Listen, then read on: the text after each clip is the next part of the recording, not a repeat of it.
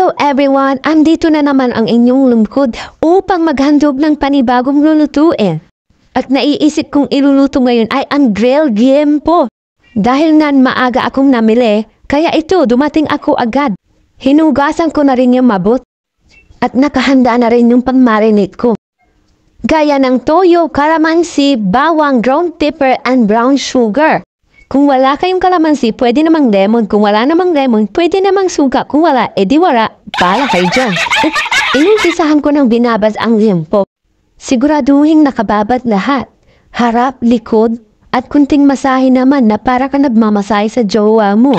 Para siguradong equal ang lasa kapag ito'y naluto na. Saka ko nilagay sa isang plastic na malinis dahil gusto kong pagpahingain ito sa ref ng 1 oras o mahigit para siguradong nanuno talaga yung lasa at pwede nang ilagay sa ref. Kung hindi naman kayo nagmamadali, overnight na para siguradong malasang malasa. Pero dahil pang dinner namin, hindi ko na pina-overnight. Tignan nyo naman ang resulta na galing sa ref o perfect na perfect. O sinindihan ko na yung uling. At painitin ko muna yung ihawan bago ko ilagay yung liempo. O at ito na nga mainit na at nilalagay ko na yung liempo. At maya-maya balik ta rin natin. O malapit nang maluto. O ang ganda ng apoy. Sa iba may pinapahid pa yan habang iniihaw. Pero ako, no need pahid-pahid na.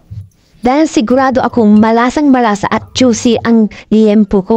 Tipong hindi pa ako tapos nag-ihaw, pero ito takam na ako kaya tinikman ko na kung talagang masarap.